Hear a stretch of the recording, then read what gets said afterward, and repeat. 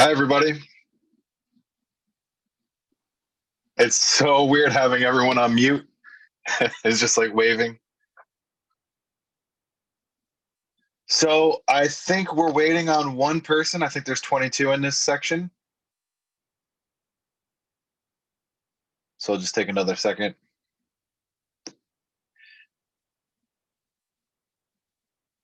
There are so many questions that I usually ask at the beginning of class that I don't really need to ask anymore. Like, are you registered for this course? Because if you're not, you wouldn't have the link to access the course anyway. So that gets taken right out of the way. Okay, I think we're just going to get started. So today I want to review the syllabus a little bit, and we'll have a little bit of a discussion and then go into the first lesson about food choices and food evaluation. So I'd like to say welcome to NUFD 150, Food Composition and Scientific Preparation. I'm happy to say that my iPad's actually working. It didn't work this morning, so I ended up starting class at 8:45. That was fun, but we got through it. So thank you all for your patience and understanding as we try to go through this via Zoom. Another thing that I just realized that you miss out on is that first day of class, you might not know anybody, sitting in a room before the class starts kind of conversation, instead of just everyone kind of staring into their cameras waiting for things to get started.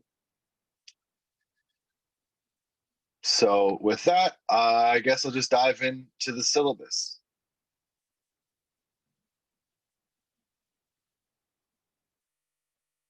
Okay. Can everybody hear me? Yeah. Yes. Okay. Excellent. Thank you. So this is my first time actually sharing this on my iPad. So what we're looking at right now, hopefully, is the Canvas page for our class. Yes? Yeah. Yes. All right. Thank you. Yeah, when I when I see it, the cameras disappear, so I just need people to chime in. So I appreciate that. Thank you very much. So we'll just get the rules out of the way. So the syllabus basically is your landing page for Canvas for this class, and each week you can click on modules, and that's what we're going to review for that week. So there's some PowerPoints. We're not going to look at all of them today, but the slides are there, and that's where you're going to find your information for each week. When you go back to the home page over on your right, now this is in student view. It has your to do, like your expected assignments. All of your assignments will show up there with the due date, but also under the assignments tab, which I did not publish the assignments yet, but if you click on assignments, you'll see all of them with their due dates.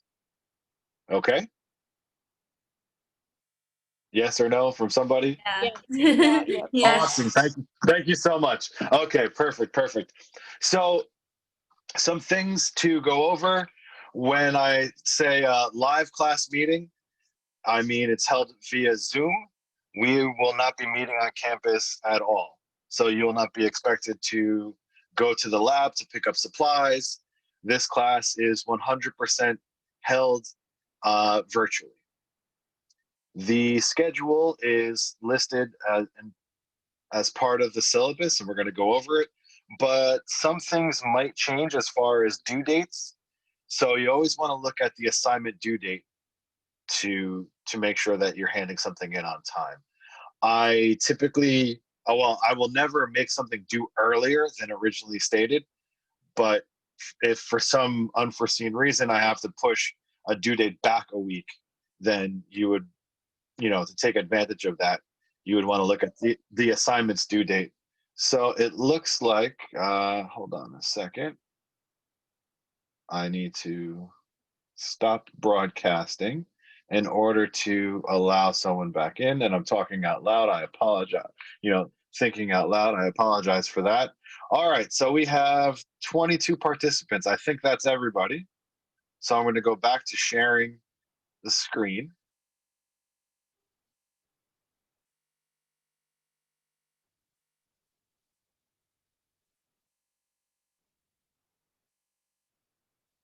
Okay, so we're back to the syllabus, yes? Yes. Yeah. All right, excellent, excellent. So, like I was saying, the schedule is subject to change. Course description, food composition and scientific preparation. It's an introduction to food science, nutrition, and food preparation with an emphasis on scientific principles involved in the characteristics of acceptable standardized products and product evaluation. So what in the world does that mean? Basically, we're going to be learning about the different components of food and how you can manipulate them and the effects that those manipulations have on the finished product, like taste, texture, mouthfeel, and all of that kind of fun stuff. So basically, if you are going to bake a loaf of bread, but you wanted to do it without gluten, what are some things that you could add to it to mimic the mouthfeel of the gluten? So that would be like a xanthan gum, or there are other gum products like that.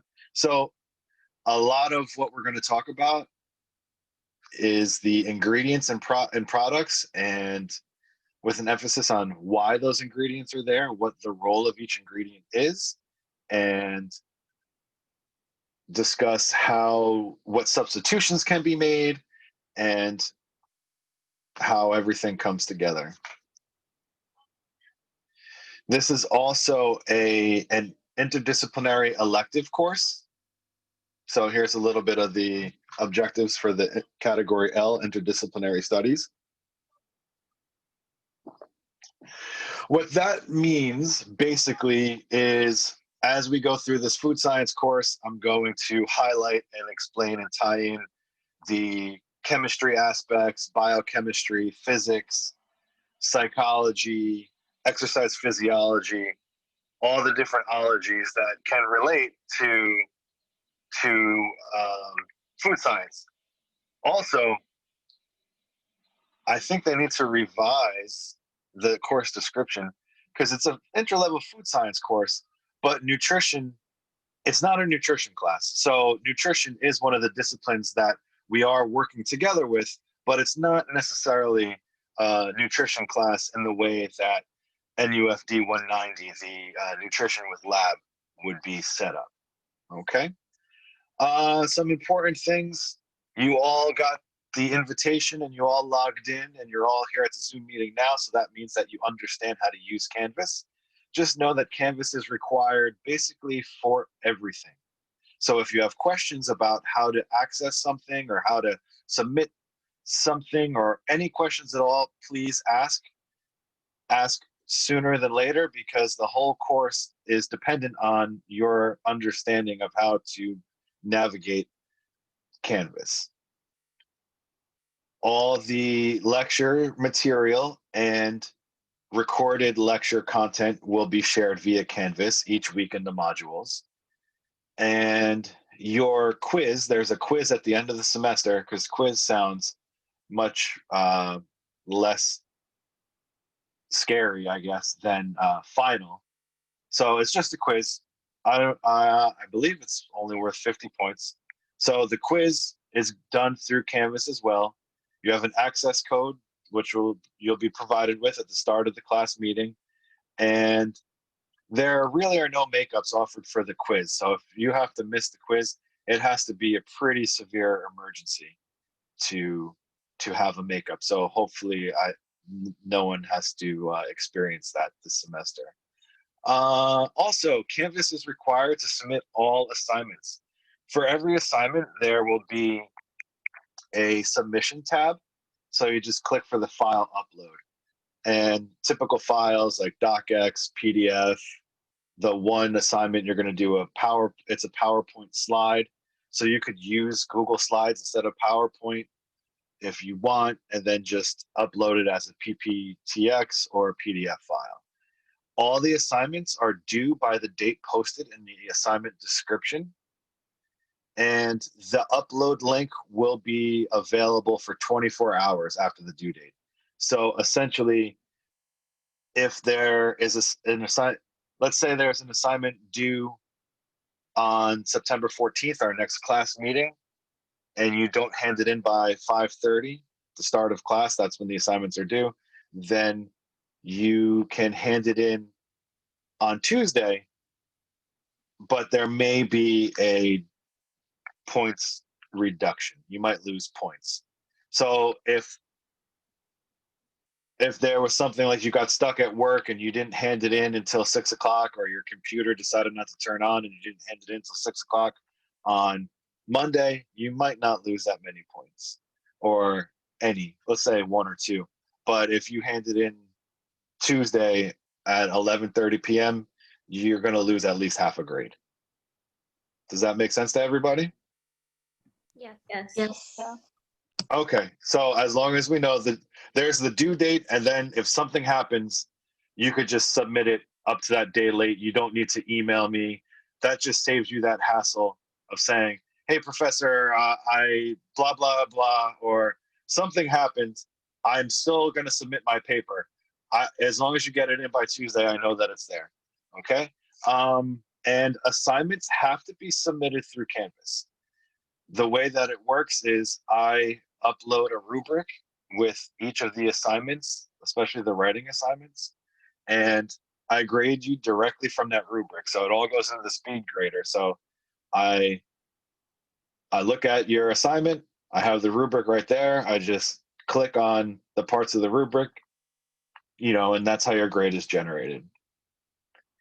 All right, attendance. So for the live class meetings and in the schedule, there are only 4 other live meetings that we are going to have. So again, I put it in quotes because I feel so silly saying live class meeting, but that's when we're going to meet how we are right now in Zoom. Okay. The rest of the class meetings will be pre-recorded. So I'll try to have them posted maybe the Sunday night, the night before, or at least by class time. And then you can go through it whenever you'd like, as long as you have all the assignments handed in by the due dates.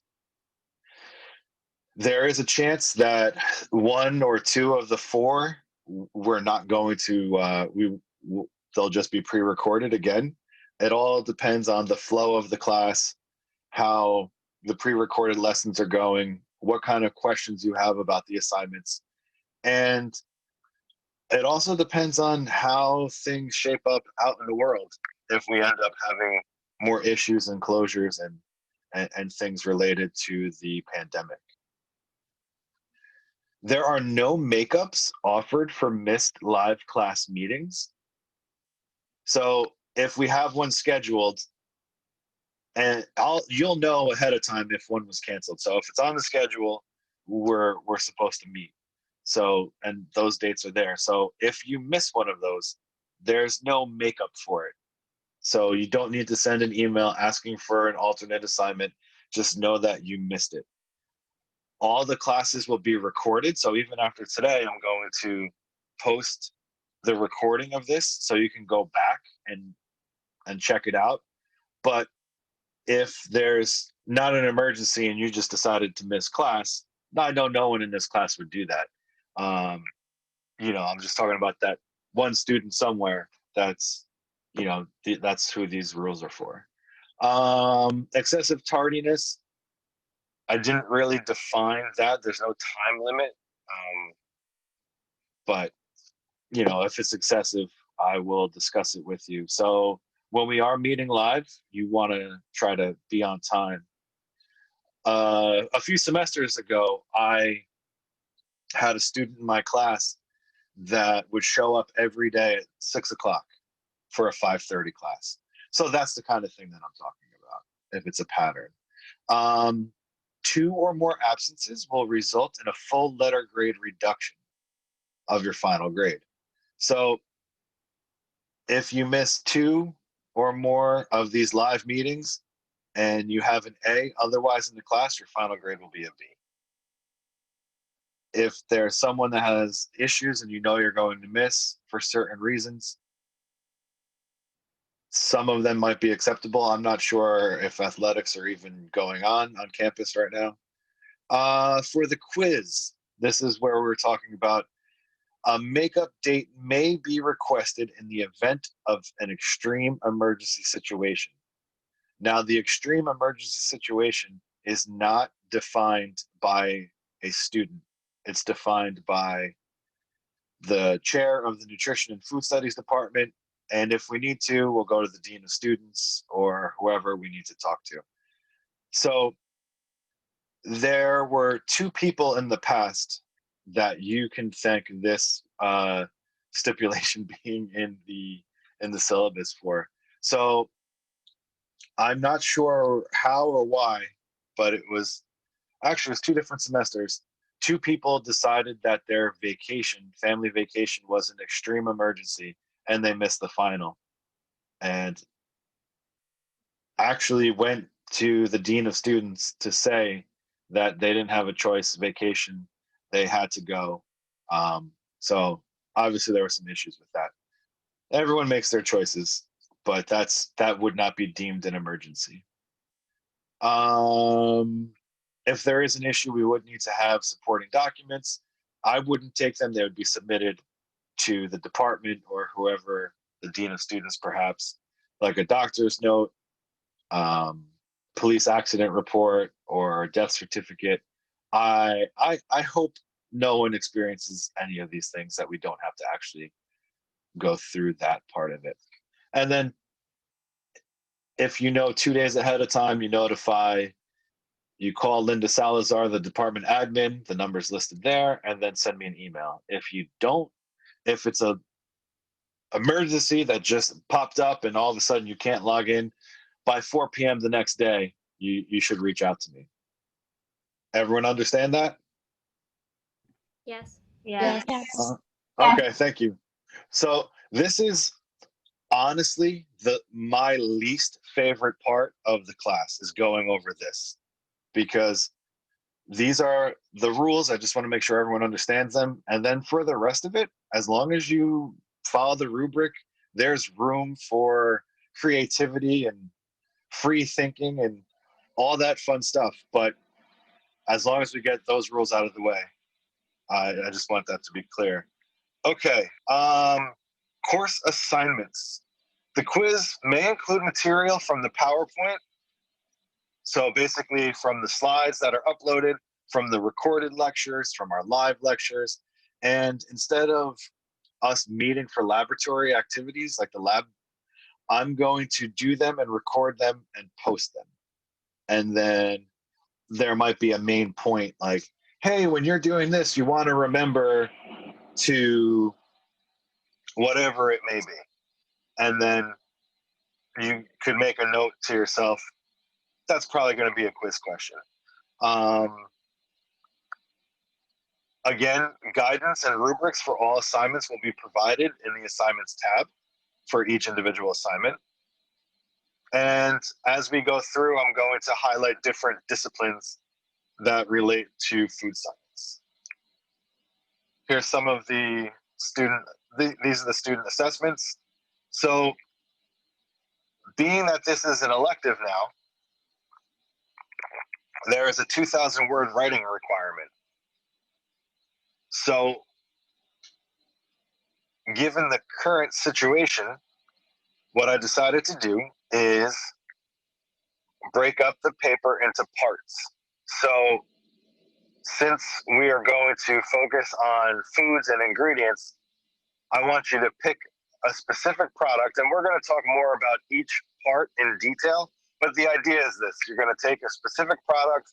It could be one that you like, one that you don't like, one that you know nothing about, one that you want to know more about, something that you eat every day, something that someone in your family eats every day and you wish they would stop eating it every day, whatever it is, but a specific product.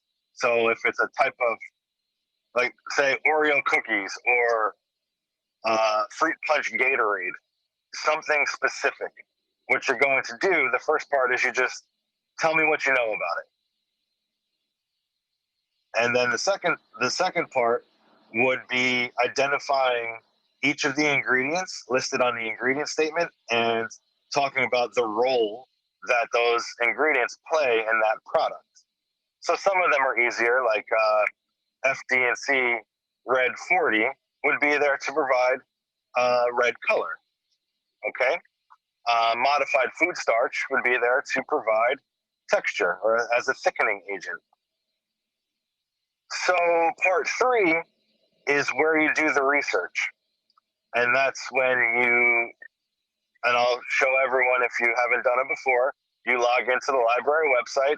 It doesn't have to only be through the library, Montclair State University's library, but Montclair State University, part of what makes a university is the access to the volumes of books and journals that they provide for you to do research. So you would need to submit 10 sources related to your food and topic. So it'd be, so if you, whatever the food is, you're going to talk about the sources. You're going to try to find out how many dollars are spent annually on marketing, who the key demographic is, where the ingredients come from, where the product is made, those kinds of things. And then part 4 is putting it all together, all the knowledge that you gained in the first 3 parts, and that part 4 is going to be 1,500 words.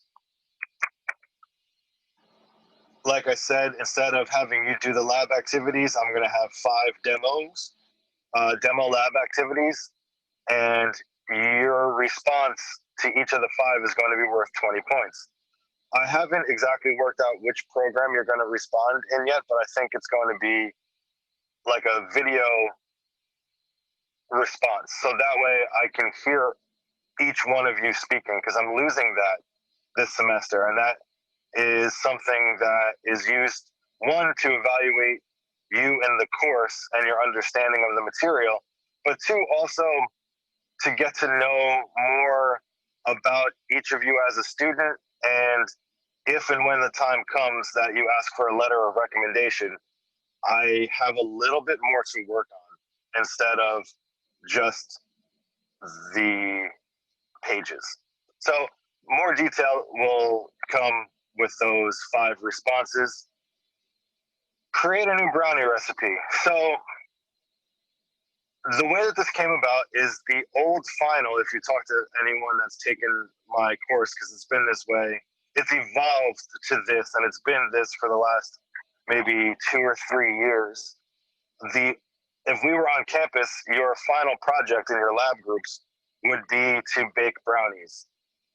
And you would have to use the secret ingredient that was provided, and you would be given a limited pantry of ingredients, but there's no eggs, it's basically free of all allergens, essentially.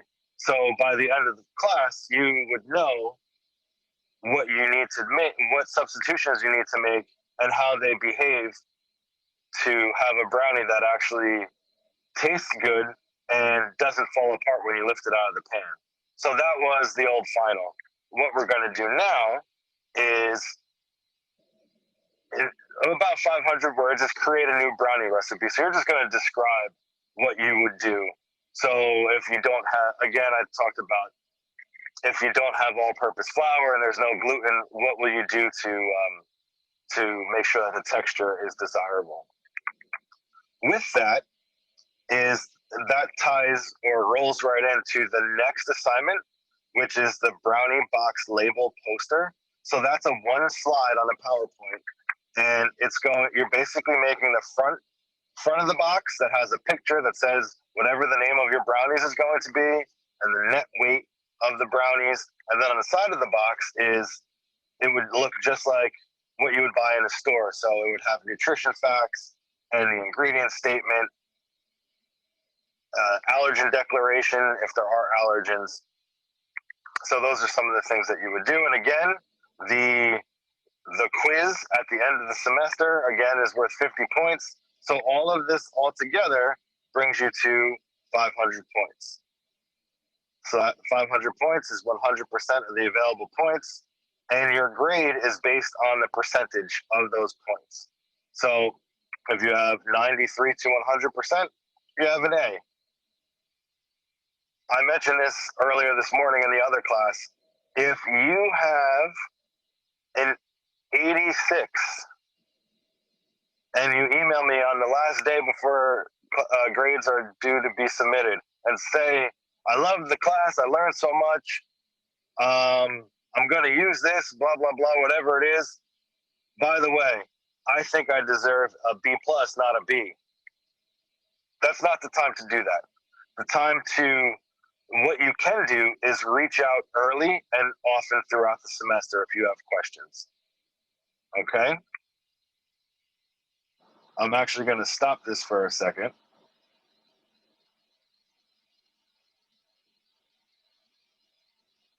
So I want to make this clear to everybody. The only silly questions there are the ones that you don't ask. Does everyone understand that? So if you don't feel comfortable enough to ask in class or in the chat, because just send me a Canvas message, okay? Or send me an email. As soon as you have an issue, especially as the assignments are due.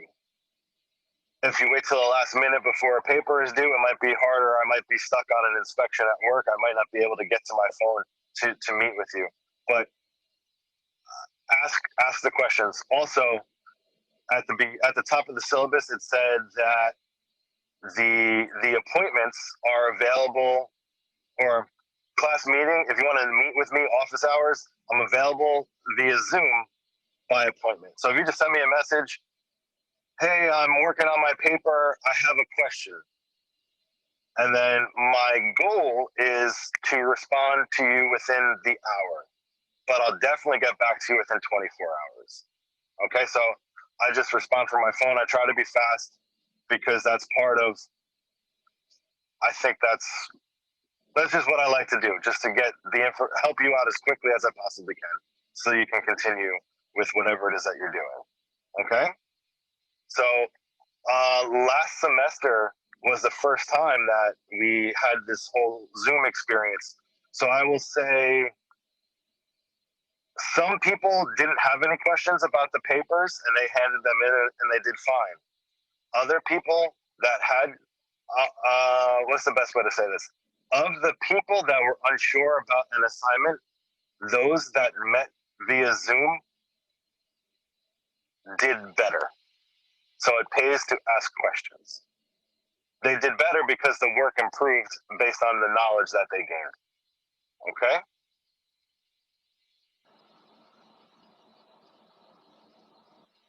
Also, as far as attendance goes, as I'm looking through here, and in a little bit we're going to have a discussion. So obviously it's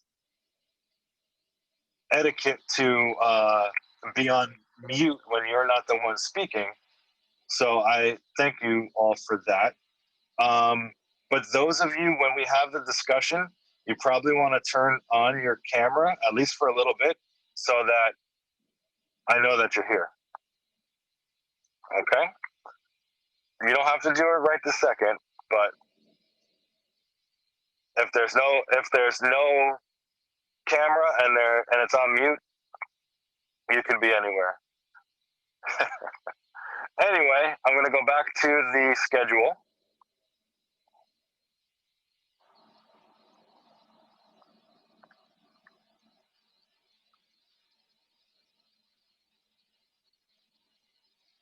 All right, here we go. Schedule. So, August 31st. This is our live Zoom meeting. Now, the Brown chapters, that's Understanding Nutrition. You don't need the book. If you want to follow along in the book, you can, but the chapters roughly line up.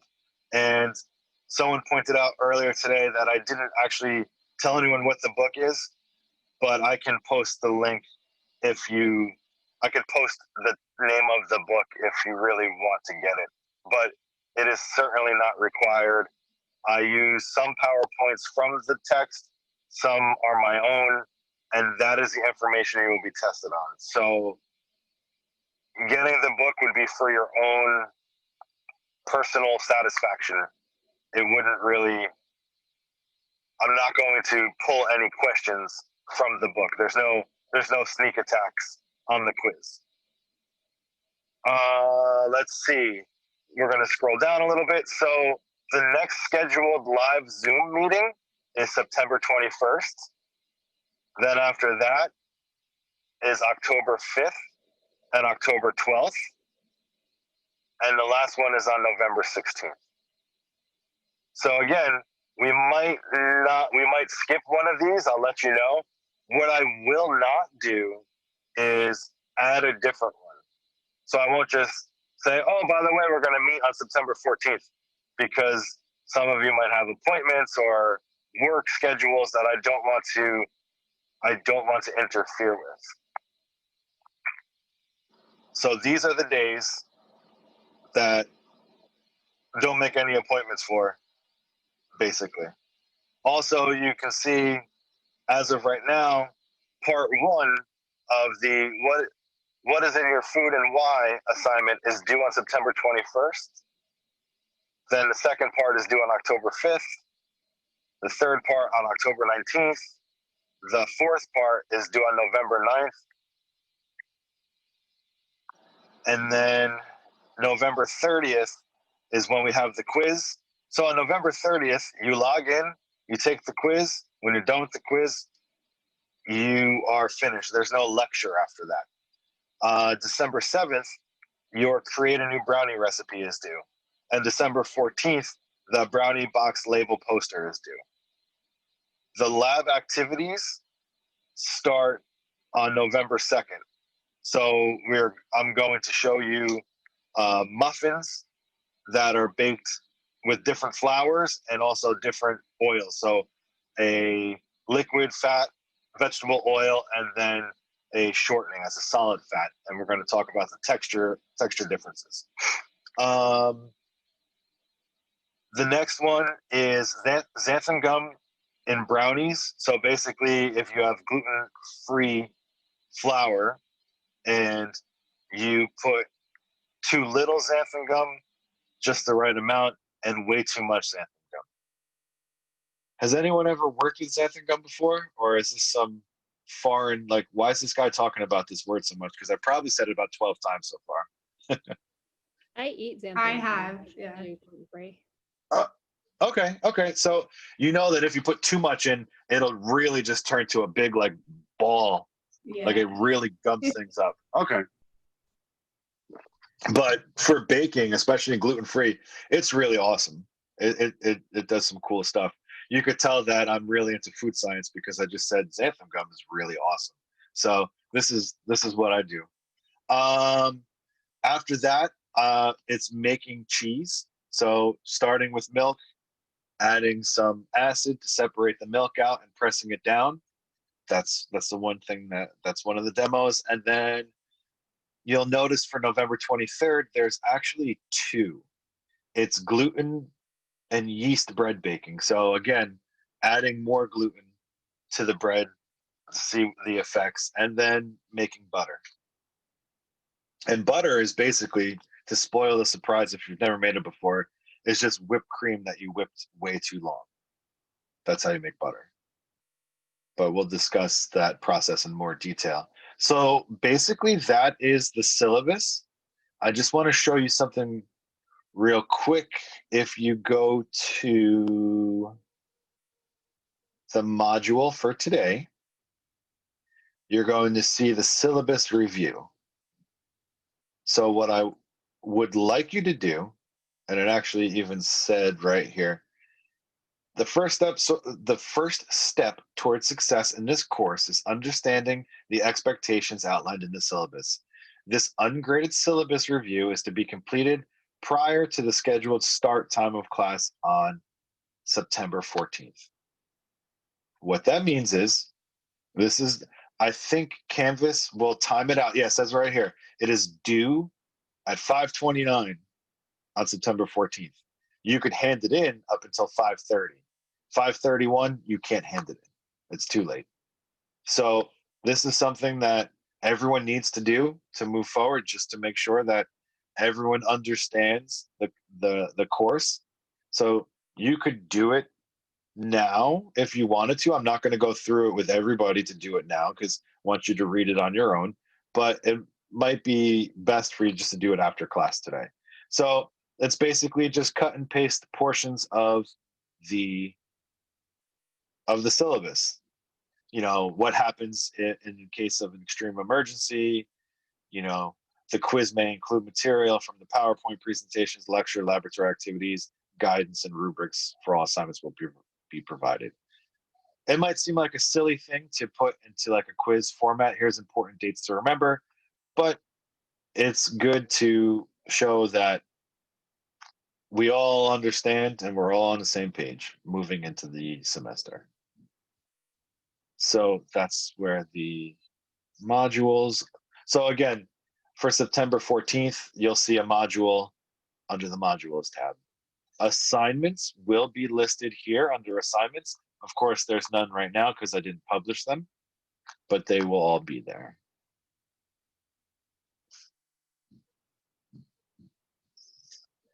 So, who has a question?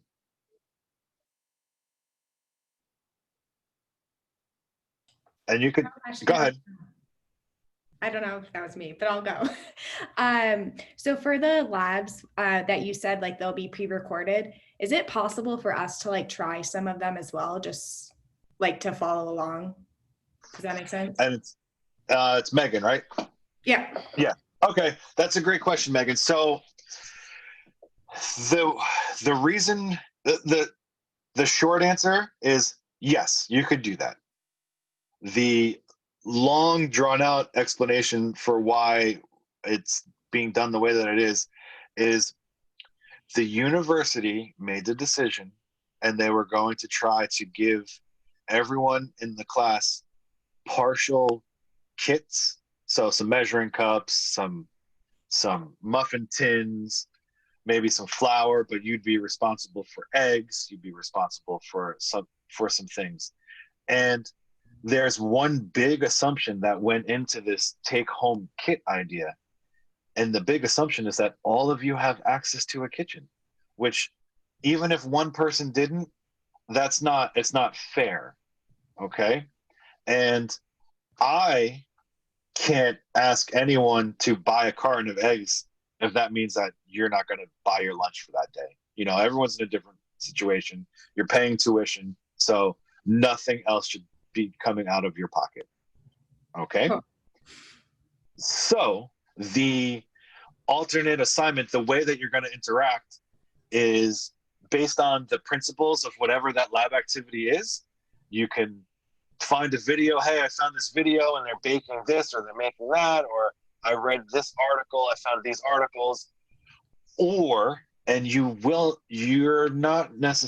not going to get extra points if you do this, and you will not be penalized if you do not. You probably could just make whatever it is yourself. So if I make the brownies and you want to follow along with that recipe and show your results, you can. But if you don't do that, you won't be penalized. Does that make sense to everybody? Yeah. Okay, good. Does anyone else have any questions about the syllabus? Or any questions in general? And it's Maria? Yeah. Okay. Just to confirm, if the syllabus doesn't say live class meeting, we're not going to be having a Zoom meeting like this, correct? That is correct. We're only having Zoom meetings like this on days that it says live meeting scheduled. Got it. Thank you. Okay. So on days where it's pre-recorded, like the 14th will be pre-recorded, I will try to have it posted by Sunday evening or definitely before class. So being that there's an 8:30 class, I'm probably going to have it Sunday night, but before class, definitely always.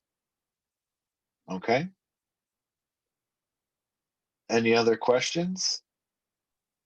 I have a question. Okay, I'm trying to see. And it's Molly? Yes. Okay. Go ahead. I didn't see on the is it do we have class September 7th, Monday, September 7th, like live, or is it pre-recorded? Okay, so September 7th, that's a great question. September 7th is next Monday. There's no class at all because it's Labor Day. Oh, okay. Yeah, so things got really, yeah, no, it's okay. I've been getting emails about it all day long, and they starting a week early really changed a lot of things because I guess the first day of classes was last Wednesday. Yeah. So there were a handful of people that emailed me in a panic saying, I missed the first class. But it's like, no, a whole almost week went by, and now's the first day of Monday classes. So we meet today, and then we don't meet next week at all. And then on the 14th will be pre-recorded. So essentially, all you have to think about from now until the 14th is what food product you want to know more about. There's no assignment there. That and your syllabus review you need to complete. Okay. All right. Thank you. You know, those 12 questions. Okay. Anybody else?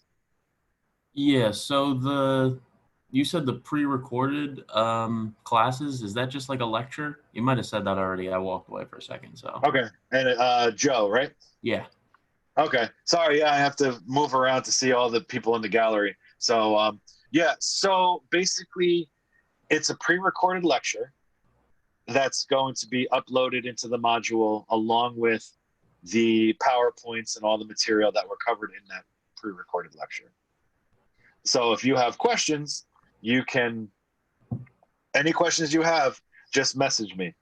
If the class wants, we can have an ongoing discussion. So if you want to just have an open thing where you can see everybody's questions and say, oh, I had the same question, or share ideas, we can do that. The lab demos will be a separate recording that will also be posted in the same place. Did I answer your question? Yeah. Okay. Thank you. Sure. So I guess we'll see how it goes as far as the weekly recorded lectures, if you want to have the interaction.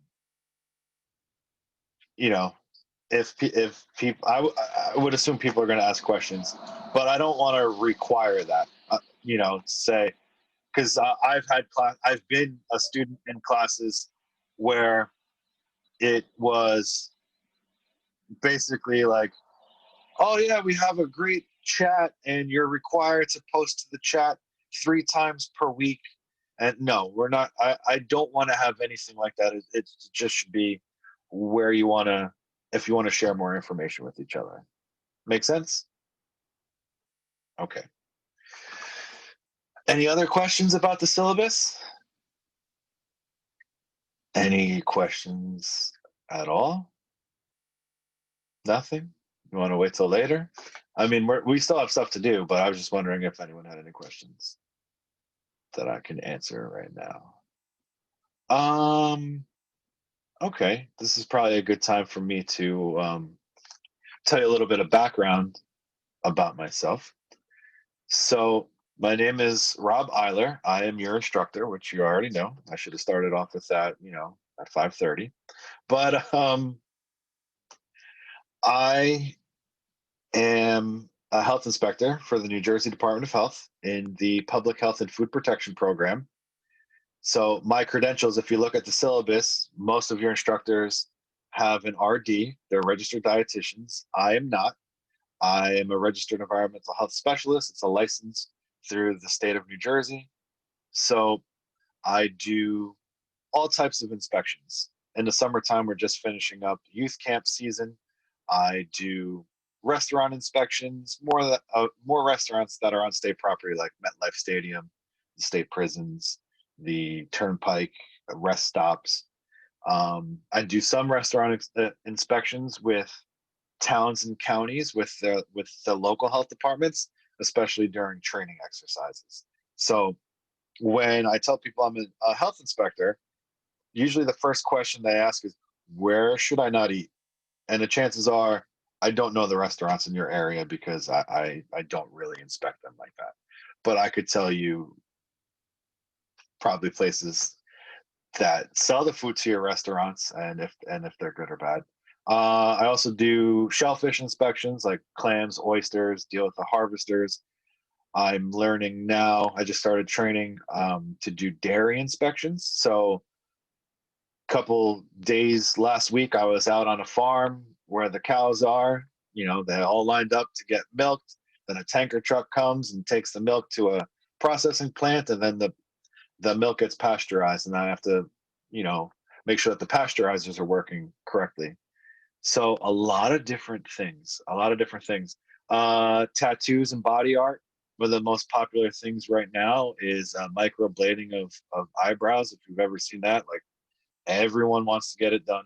So I never thought that I would be involved in regulating these things. And the degree that I had to get into the field of being a health inspector is a bachelor's in nutrition and food science from Montclair State University. I was originally going to be a dietitian, but I realized in my last semester of class, oh, I'm sorry, second to last semester of class, that you can't get student loans to pay for a dietetic internship. So those of you that hope to be RDs are aware of that, right? All right, I see some big nods. Olivia's like, yes, I know. Okay. Actually, show of hands, who plans on being an RD? Okay, keep them up because I have to go through the screens. So about half of you, I'd say, right? Okay, cool. So I basically had like medical nutrition therapy, and that was the one class that I didn't take when I found this out. And it sounds like a made up story. Some of you might have heard the story because I've told it in other classes when I go to speak about my profession. But essentially, I interviewed for a job at a hospital to work in the dietetics department. They said they were going to call me the next day. So that next day was when I found out that I couldn't get the student loans to pay for the internship. Also, at the same time, there was a guest speaker that came to another class that talked about the Registered Environmental Health Specialist program, or, you know, it's the course to get the license, and it's a summer course at Rutgers, which I did, and then there's an internship and you take the licensing exam.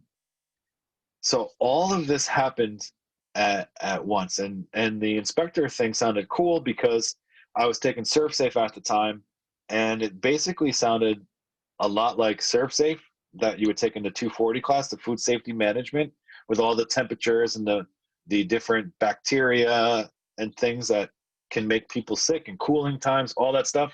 I thought it was cool. And a lot like a restaurant inspection is basically ServSafe come to life. So it all worked out. And that afternoon, the hospital called, like, you want the job? And I'm like, I'm sorry, I'm not going to be a dietitian anymore. I'm going to be a health inspector. And I'm like, what? I said, I can't believe it either. And it just happened just like that. So I have a lot of respect for the program. I think it's, I think, to me, a registered dietitian is like a wizard when it comes to, especially like micronutrients. And you'll see, especially if you're doing clinical, there are so many different things that it's amazing. It's amazing the skill set that a dietitian has. Oh, I forgot to say that was my second bachelor's. Before that, I was in grad school, again at Montclair State University, for teaching with a certification in phys ed and health. But I decided that I wanted to be a dietitian, so I switched. And before that, in the very beginning, I got my degree from Montclair State in in psychology with a minor in counseling. So, needless to say, I have, I think, like 450 credits from this school. And I have been a part of the campus more years of my life than I have not been on this campus or a part of the campus. So a long time. And I really am honored and privileged to be able to teach this course and speak to all of you. So I also went to grad, so I have a master's in nutrition and food science from Montclair. I finished, I don't even know, it's been a long time. I graduated in the spring and, however many years ago in May, and then that following fall, I was back teaching. So I knew I wanted, even though I withdrew from the teaching program, I knew I wanted to teach. And there were advisors that yelled at me and were actually angry with me that I was dropping out of the teaching thing. I'm like, I'm going to teach, don't worry about it. And years later, here I am. So that's a long, winding story, but part of it is to let you know that all of your experiences up to this point make you unique, and you can use them all to your advantage, especially if you're trying to make yourself differentiate yourself from the others in trying to get placed for a dietetic internship, because that's really a challenging endeavor, or could be. I'm sure some of you have heard horror stories, right? I think if you do the best that you can and you're an actual person, not just a 4.0 average, you're going to be okay. And you don't need to have a 4.0. You just need to be smart. And that's not always reflected in the grade alone. Before I go down a rabbit hole that I'm not going to be able to back out of, because I just kind of, anyway, we're going to move on. So yeah, I've been at Montclair for a long time, and that's it. As far as the career goes, there are, so obviously this is a job that you could do. You could go to be a health inspector as long as you get further licensing. You can work in quality control, doing different types of tests on foods. You could do formulations. Does anyone work in the industry currently? Yes? Catherine, what do you do?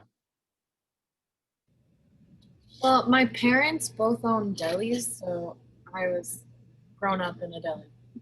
Ah, okay. So when you heard health inspector, you're like, this guy's a jerk. Only a little. Of course. No, it's cool. I get it. Awesome. So you definitely have some experience.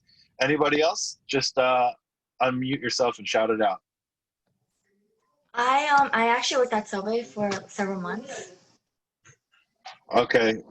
Who's this? I'm trying to find you. Sunny. Hey, Sonny. Hello. So Subway? Yes. All right, cool. All right. Anybody else?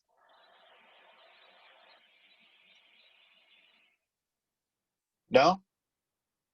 Okay. So you're going to get some experience that you could use for the job along the way.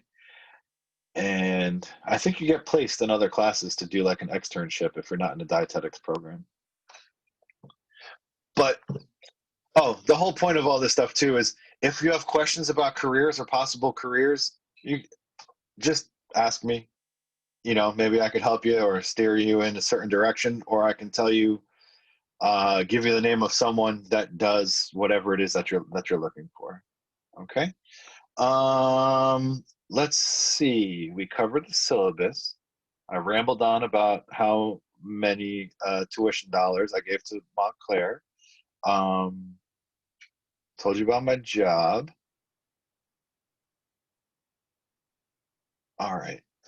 I would like to talk about food a little bit. So I did this earlier this morning as well, but I'm trying to think how the best way to dive in would be. Actually, I'm going to start with this question. Who can tell me what a diet is?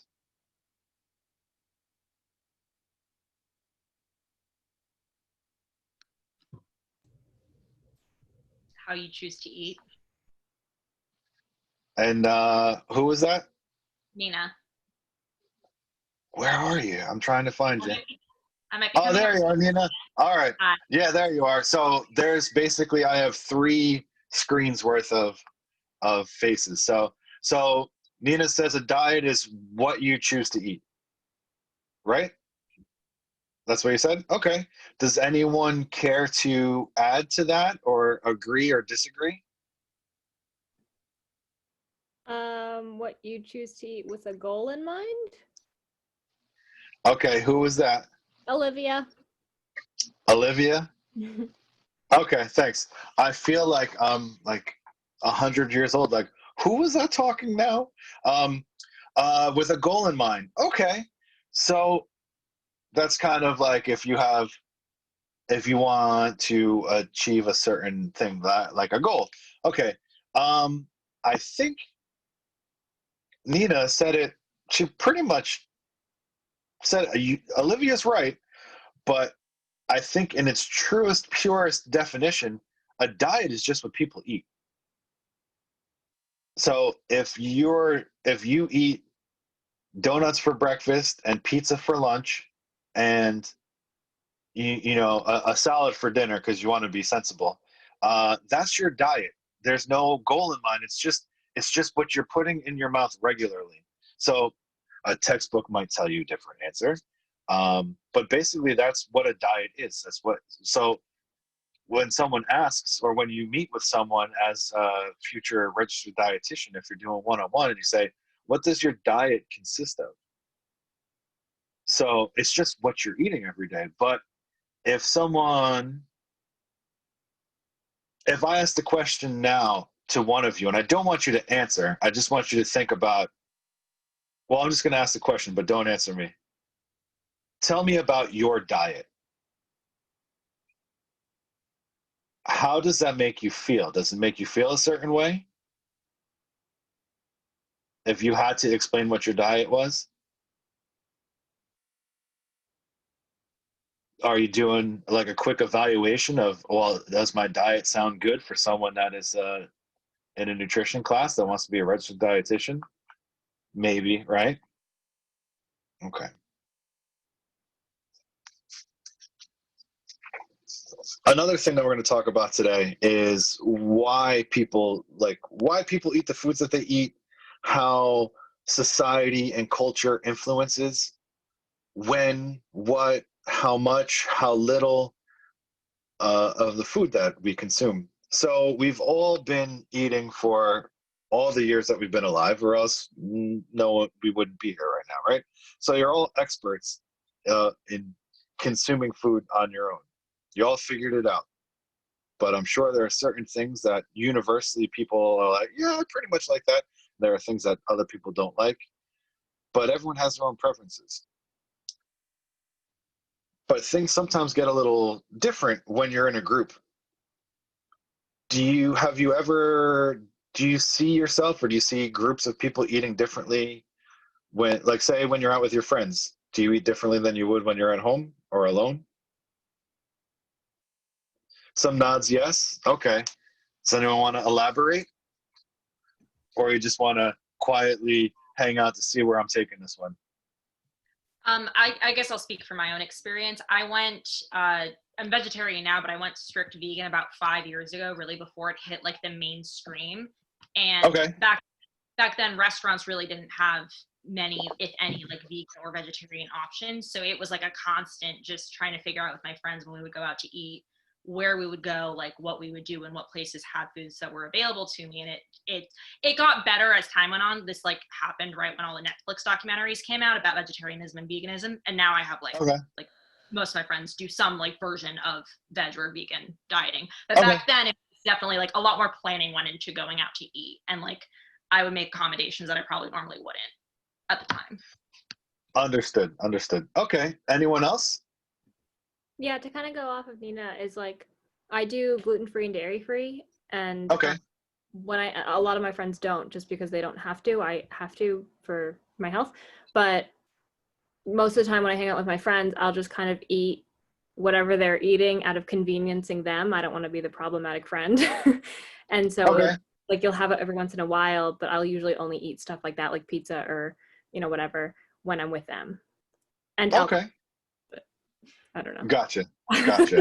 So I asked because I noticed something that I never expected years ago. I was doing like a basic counting macros thing, you know. Actually, it wasn't. It was just like essentially I made all my own food, and I ate. I'd say probably 95% of my meals I made myself, and I was strict enough because it wasn't a big deal to me. So when my friends would go out to eat on a Friday night, I'd eat before I went, and I'd hang out, and I'd, you know, drink whatever, like I'd say probably an unsweetened iced tea or whatever it was. And instead of saying, wow, great job, you're really sticking with this, do you know what they did? They looked at me like I was insane and made fun of me relentlessly. And because I wasn't drinking, I never really drank that much to begin with. They would joke with the server like, oh, he's in recovery, you know, that's why he's drinking this, and he's not eating for whatever reason. But it's funny. Have you ever noticed people can react to what you're eating or not eating? So say you have something that's considered healthy, and then someone walks up and sits down, one of your friends, and they're eating something that they consider to be not really healthy, and then they start making excuses as if you told them verbally with what's on your plate that they're doing something that's not good. Have you ever seen that? Oh yeah. It's It's funny too. interesting, right? I experienced the same thing, and now those same people that like made fun of me back like 5 years ago, they've like every single one of them at some point in the last 5 years, if they've thought of even just cutting back on their meat, they've asked me like, hey, what recipes would you recommend? Like, what should I do to replace this, that? Yeah. So Good. But at Good. first, like, you're the only person doing it, then So right. Yeah. Okay, so they came around. That's good. That's good. So we talked about, you addressed the vegan diet or being plant-based. Has anyone ever heard of the carnivore diet? I see some yeses. Gabrielle, do you want to tell me what the carnivore diet is or what you know of it? I mean, I've watched YouTube videos of like people who have done it, and it's just like straight meat. Like they just like, and some people do raw meat too. The raw meat I don't think is a good idea. Yeah. But yeah, okay. Anyone else? Did she hit the nail on the head? From what I've heard, there's like two versions of it. I think my So, aunt does that. Okay. like the So- one version is like all animal products, so like butter and milk and that sort of stuff, and one version is just like, I think it's like beef, chicken, and water, and that's it, is the other one. Well, it's predominantly just meat, basically. Who was talking about their aunt? Oh, I was just Was saying that that I think Julia? my aunt says she eats like steak for breakfast and a hamburger for lunch with no bun or no like vegetables. And Okay, then like so more steak for dinner. She does that like all the time. okay. So the carnivore diet seems to be like an extreme version of what the modern day ketogenic diet has become, right? Like if you're going to eat only, you know, predominantly fats, this is taking it to, you know, to just eat meat with steaks, and there are people that eat, you know, steak all day long. What are your thoughts on this? Good idea, bad idea? Isn't too much of any food group not really great? It's possible. Even water, if you have too much water, you can dilute your electrolytes and die. So yeah, too much of anything can be bad. But if you have only meat, is it so bad? And again, I'm not saying these are my thoughts. I'm just asking questions. Just having a discussion. I mean, Depends on the person. it like depends on the person, because from my understanding, it's for people with autoimmune disorders. It's supposed to help. Typically, yes. From what limited information is out there, if you certain autoimmune issues seem to be better or alleviated if you follow like a meat-based diet. So there is reason to it. Even the ketogenic diet started off as being a therapeutic diet for certain types of epilepsy in children, right? So eating 85% of your calories from fat, essentially, which sounds crazy, but there's a reason for it. And there's a little bit more research on that, but there's not that many, there aren't really many health issues that are publicized with people that were on a therapeutic ketogenic diet. For the carnivore diet, it's a little bit new. So there are people that are proponents of it that say it's great, but we don't know enough. But it's an exclusion diet, right? You're excluding everything.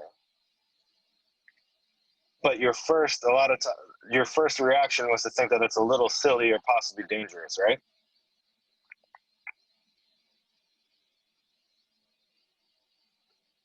But a plant-based diet or a vegan diet is an exclusion diet as well, right? Or wrong? Oh yeah. But the perception is nowhere near what the carnivore diet is. Maybe so.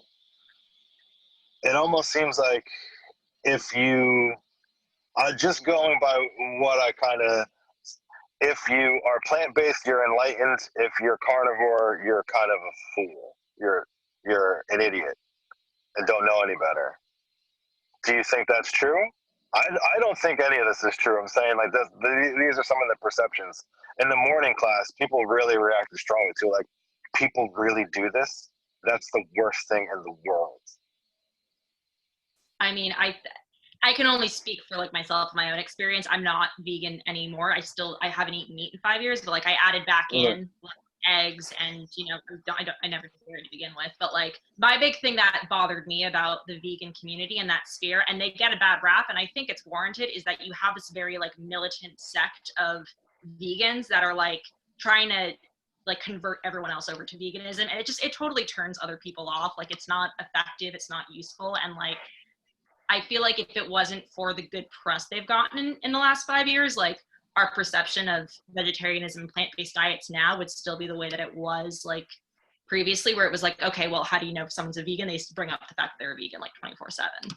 Like they only have this sort of enlightened moniker because they've gotten all this good press with like the Netflix documentaries and like the different research that's been published and highly disseminated. Whereas that's not the case with the carnivore diet right now.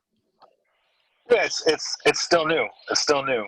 But again, they're relatively extreme, and I was saying, and I try to say plant-based because that captures vegan, but speaks only to the diet, only to what you're consuming, and none of the reasons why you're consuming it, whatever the beliefs may be, because that's a difference as well. All right, so this group really doesn't care all that much about the people who are eating only meat. Interesting. I bring that up kind of because there's a lot that goes into it, like the psychology, the choices, your peer groups, but even on campus, when I don't know what restaurants are open now, but there was a big push a few years ago for meatless Mondays. And because people that follow the plant-based diet said, we need to do this. We need to have this. We need to show everybody. And it worked. Do you think a all meat day would be like meat only Mondays would be well received? Probably not, right? I'm not saying that we need to do that. But speaking about meatless alternatives, and this came up in the other class too, someone brought them up as an excellent alternative. The Impossible Burger and the Beyond Burger. Are you tired about talking about these in your classes yet, or is this still relatively new? Devin's like, ah. What does that mean? I was just gonna say how like the carnivore diet is more like there's a bad perception around it because there's not that many options with just meat. Like there's like 10 different things, like say like 10 different meats, but then like with vegan, like you can have the Impossible Burger. Like you can make like a lot of like normal foods vegan. So like there's more options. So I think that's why there's like a better perception on that than carnivore diet. If that makes sense. Like you can take like Impossible Burger like stuff and like make vegan like tacos or whatever. You know what I mean? Of course, of course. That makes sense. So there's more variety. You can do more. But from a standpoint of nutrient density, this might upset some people. I'm not saying it's not the old school, well, how do you get all your protein if you're a vegetarian? I'm not asking that. But to deny the fact that, and I'm not saying that anyone should eat meat, but looking at it objectively, it is nutrient dense. You can get a lot for eating very little. You can get all of these things from eating only plants. The quantities might differ. I'm not saying one is better than the other, but they're both options, right? So things that you need to remember is so what I want to talk about as the class goes on is how the nutrients actually play are a factor in your body, and the metabolism and the chemistry that actually goes into it. Earlier today, someone said that they assume that people that eat more meat are just trying to bulk up and build as much muscle as they possibly can, which could be a common perception. But if you were trying to add as much muscle mass as you possibly could, which of the macronutrients would you consume? Would it be protein, carbohydrates, or lipids? Carbs.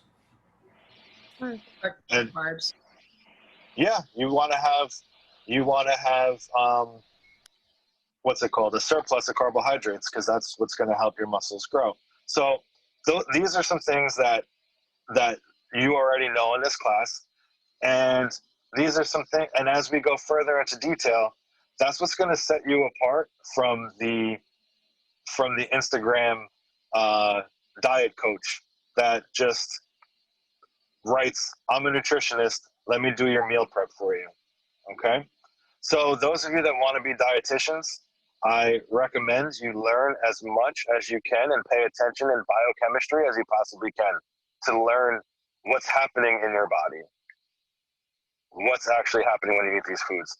Also, the psychology of why people are eating these foods. Did anyone want to share anything else, or should I go on to the slides? I have a question actually about the whole meat thing. Because like when you said the carnivore diet, I thought initially, and that's simply me being perhaps slightly ignorant towards it, because that's not something I would ever imagine doing. But is it true, or is it not true that your body will stop eating okay, I don't know.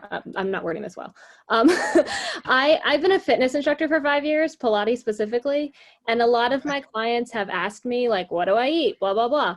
And I was always under the impression that your body will stop eating protein. Like, you can't overeat protein. And so, is that true? Or have I been lying for the past 5 years? So by saying, let me just make sure, I'm going to say what I think you said back to me. Okay. And we'll clarify. So I think you're trying to say that you cannot eat protein in excess. Like there's no limit, essentially. Like it's self-limiting in terms of if you want to eat 4 pieces of chicken, go ahead. Well, kind of. I mean, like pasta, like I could sit and eat a whole box of pasta and then still eat another, like still eat more. Where like eggs, if you eat, you know, a certain amount of eggs, you'll like I'll throw up before I overeat eggs. You know what I mean? Okay. Is that true, or is that a myth? I guess because I've heard it over and over again. I think so. Fats, lipids, and proteins do a better job of making you feel full. Okay. So as you're eating them, you'll feel fuller for longer, where carbohydrates, especially if you just finished doing a strenuous long-term activity, you know, you could really eat carbohydrates without even thinking about it. So Right. if there was, someone could probably eat 3 pounds of pizza easier than they could eat 3 pounds of steak. Okay. So it's, you're going to feel fuller. So that's part of it.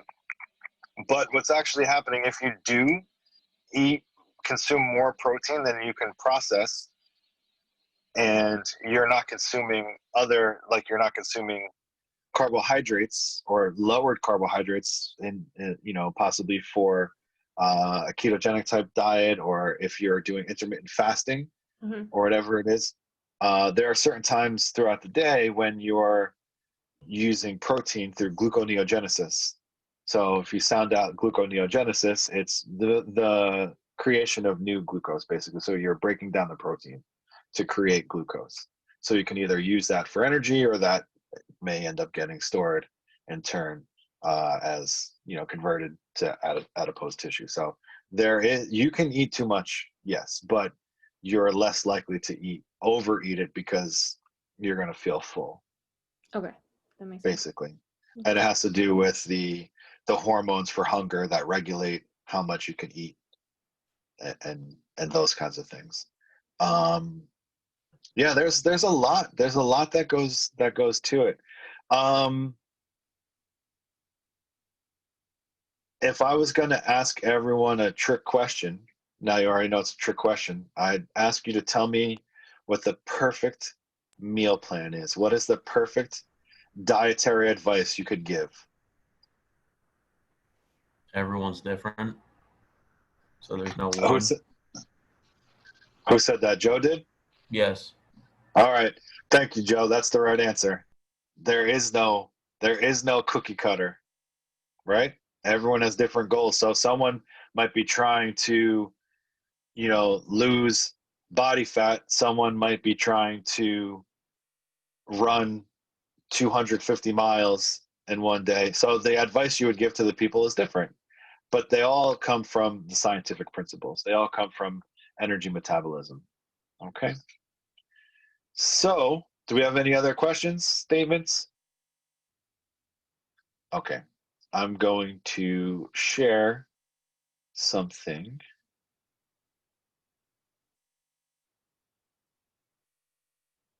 Okay.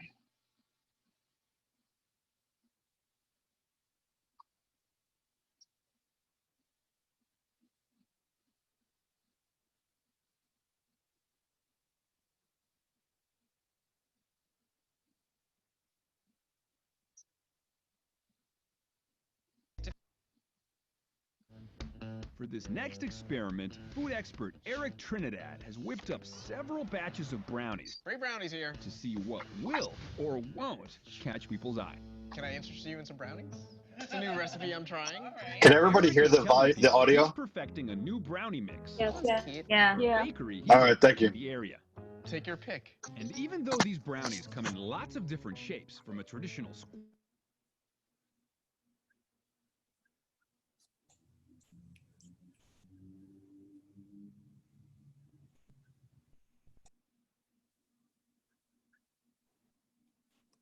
I don't hear audio.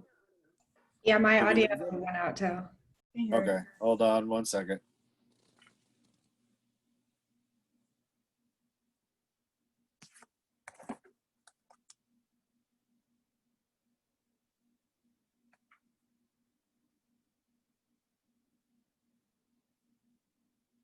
Technical difficulties. One second.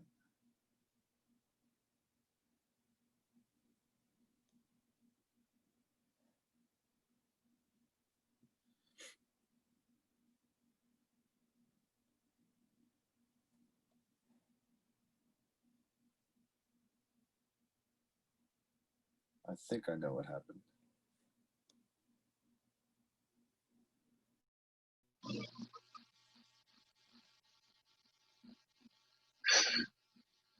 Okay, you can hear me, right? All right, let's try this again.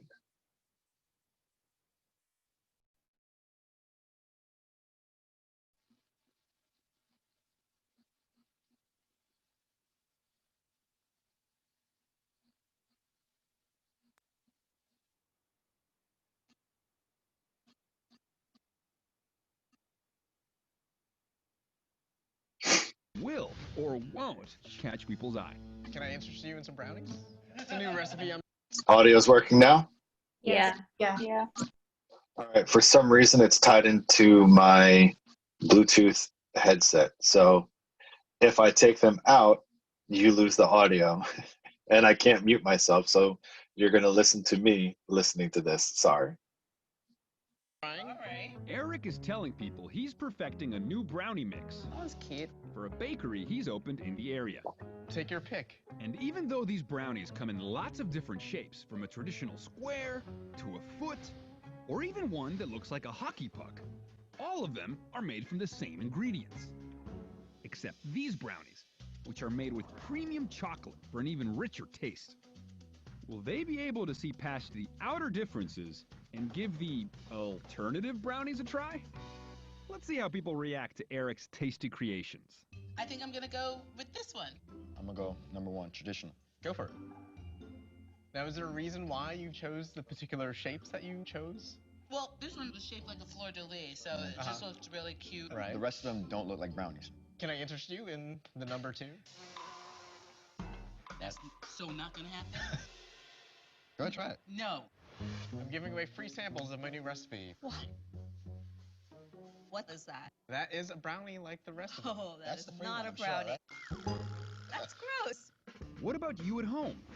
Are you turned off by the shape of this brownie? No one's gonna want that. Or do you think they're being a little dramatic? That is just wrong. After all, it's just a brownie. So why are people willing to eat the ones shaped like flowers, or hockey pucks, or even a foot? Yet they refuse to try this one, even after we told them it's made from premium chocolate. What goes through your head when I offer you this one? I know it's food, but my brain is saying, don't eat that. And that's the point. Almost everyone got hung up on the shape of the brownies, except for this brave soul, who threw caution to the wind. Are you gonna kiss me with that mouth? Mm-hmm. That was really good.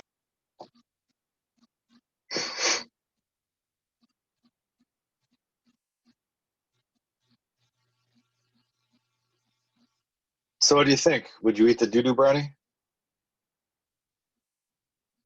Some of you are saying yes? Okay. Who's saying no? Everyone else that didn't say yes? Okay, so the appearance of it is what really turns you off, right? Because of how it looks? All right. That brings us to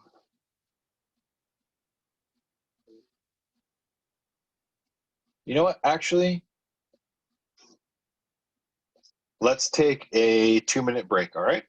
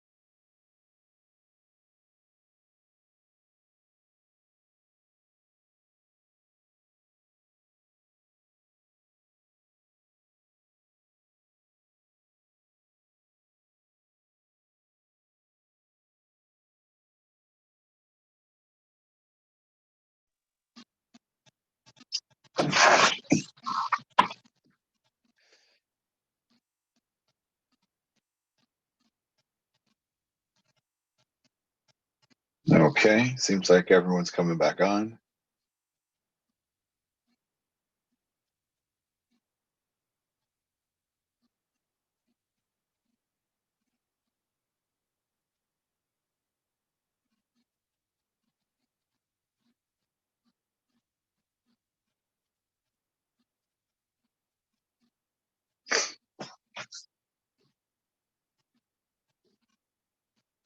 Okay, I'm going to share a PowerPoint with you. Everybody ready?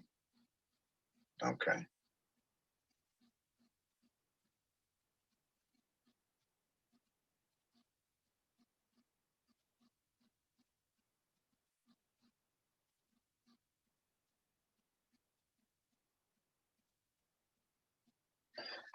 So everyone sees the PowerPoint now?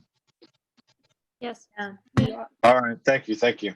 All right, so food choices, food selection.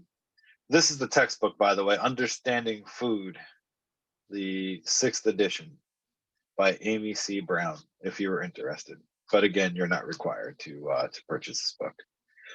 So basically, food scientists want to know why people eat, what people eat, and which characteristics they can put into their products to entice customers.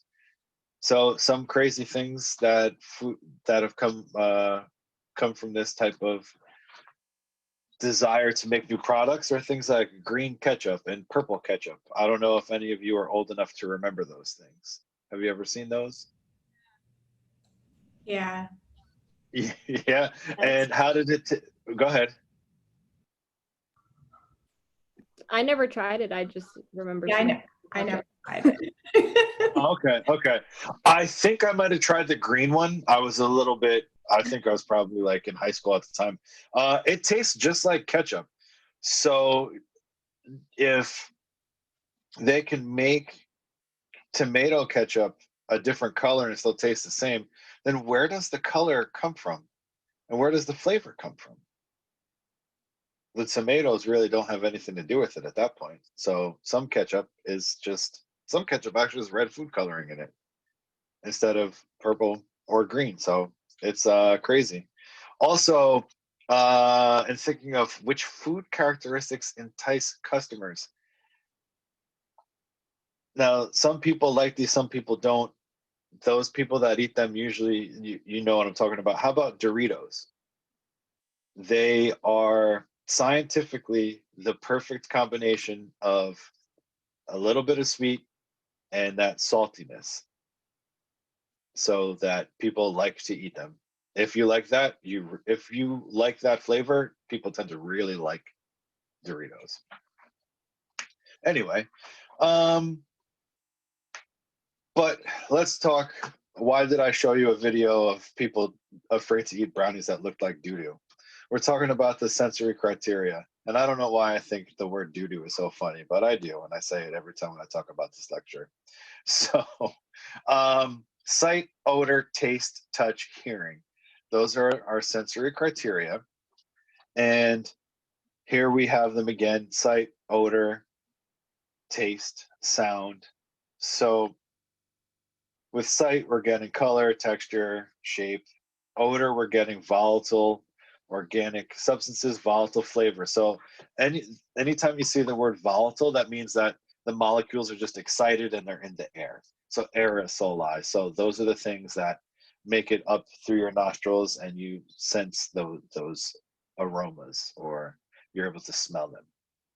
And then taste, you have your tastes of these senses: sight, odor, taste, sound. Which do you think is the one that influences food choice the most initially? Right? Sight. Okay. Anyone else? Odor. Odor. Okay. And the reason that you say odor is what?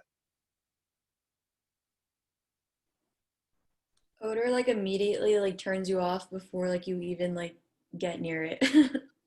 Okay, so odor can have a negative connotation, but odor is also just, there are good ones too. So you can smell chocolate chip cookies baking, from a different part of the house, or if you're on campus and someone is baking something and you can smell that, and that is appealing.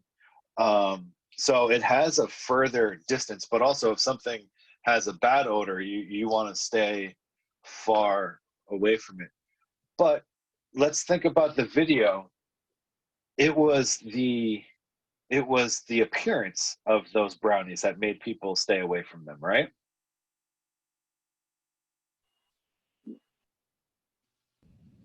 Yeah.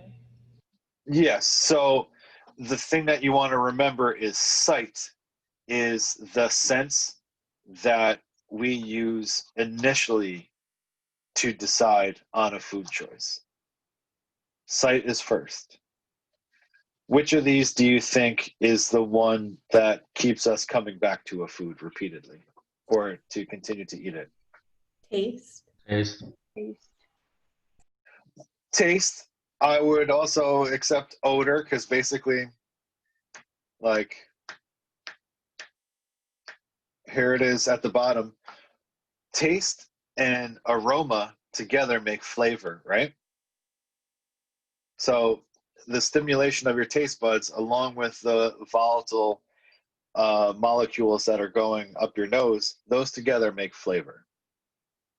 That's why if you have ever had a cold, the food that you're eating just doesn't taste as good because you're losing half of the equation. Your taste buds are working, but your nose isn't able to process the information. So you're losing out on the flavor.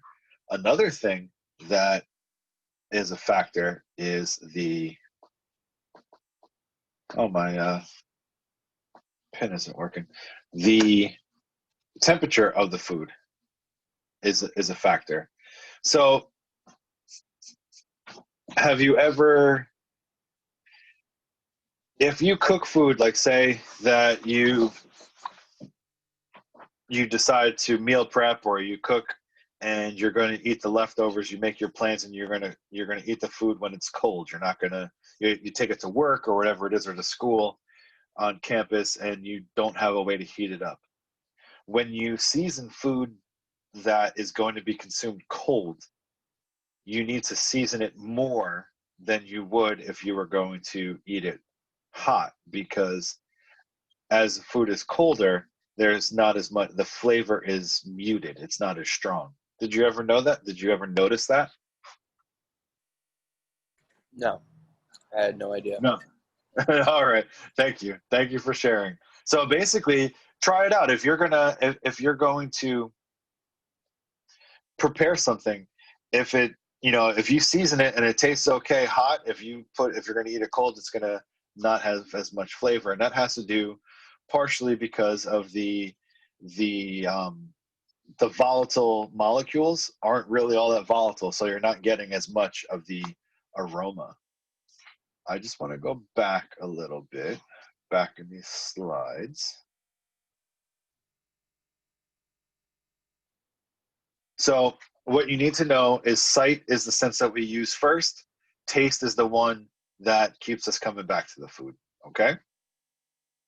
As if you were going to be asked these questions on a test, possibly sometime in the next few months, or a quiz, I mean. So we have the 6 taste stimuli, which is very exciting because there's a new one. And when I first learned this, there were only 4. And then when I went back to school for my second bachelor's, the 5th one was added. Now there's a 6th. So sweet, sour, bitter, salty, those are the original taste stimuli. These are what your taste buds can detect on your tongue. There's also savory or umami, which is like a salty, meaty type flavor, and oleogustus is fat. So that's a new one that's been added. So who knows when they're going to come up with another one, but it's now 6 taste stimuli. Also, the old school diagram of where you taste sweet on this part of your tongue and sour on this part of your tongue, it's all known to be nonsense now, basically, at this point. All parts of all your taste buds are evenly distributed.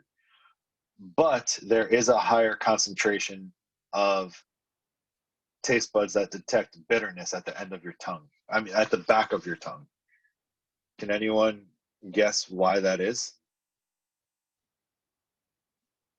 Any ideas?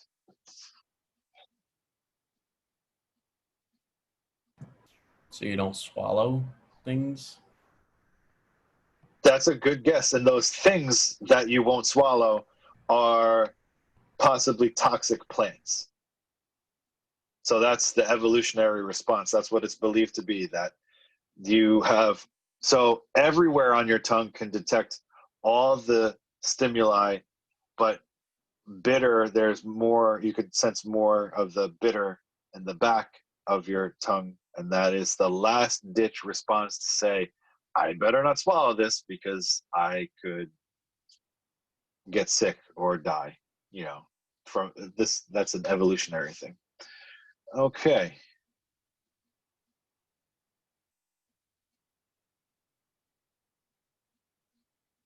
Going back. All right, so we're back on the PowerPoint. Yeah. Yes. Okay, thanks. Yeah. All right, so, oh, here's another thing, chemesthesis. Does anyone know what that means? Or should I just give you some examples? I'm going to anyway. So what's for those of you that are 21 or older, the, what is it, I'm sorry, Fireball is the cinnamon alcohol? Yes. Yeah. Yes. Yep. Okay. I'm not checking anyone's IDs, but of course you're all 21 and, you know, and if you're not, your older cousin told you about it. So, okay, anyway, so it doesn't have to be just the alcohol, but Fireball is cinnamon flavored, right? And then the same effect can happen with, if you take like like a hot cinnamon candy, when you have that in your mouth, it feels hot, right? Yes. Yeah. Yes? Okay. All right. So you feel, you have this perception of heat, but if you took the temperature of your mouth at that time, there would be no change. So there's not an actual change in heat as if you were consumed, as if you put hot soup, you were eating some hot soup or drinking soup, however you do it. That would change the temperature in your mouth. But the cinnamon changes those, like the cinnamon candies or the Fireball, changes, it makes your mouth feel like it's hot.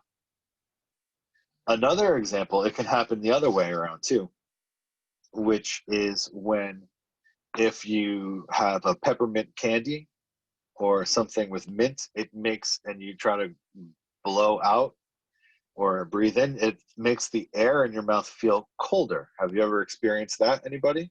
Yes. Yeah. Okay. So what you're experiencing is chemesthesis, because again, there's no change in the temperature, in the actual temperature in your mouth, but there is a perceived temperature change. Okay? So does that go for like any spicy food? Yeah, pretty much. You mean like hot peppers and Yeah. yeah, it's not changing the temperature of your mouth at all. Interesting. Okay. It's just a perception of heat. Yes. So where it's a, no, actually I don't want to give that example. I was gonna say, if you have a spicy food that's also hot in temperature, then you're going to experience both. But yeah, the hot peppers are hot, but they're not really changing the temperature in your mouth.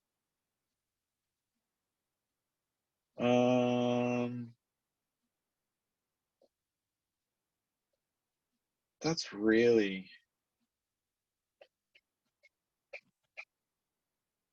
these are some of the bioengineered, genetically modified products that are currently available, or the more popular ones that are available.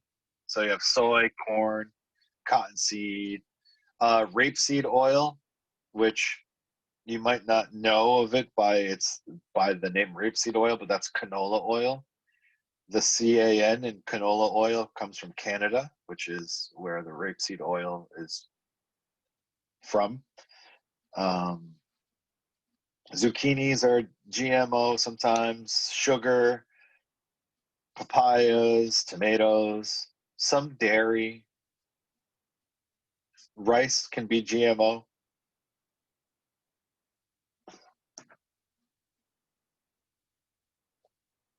Hold on a second.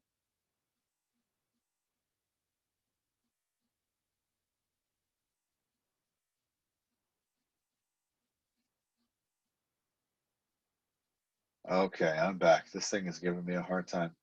Okay, so what are your thoughts on GMOs? Does anyone try to eat as many GMOs as they possibly can, genetically modified organisms, or do you avoid them, or if you eat them and it's okay?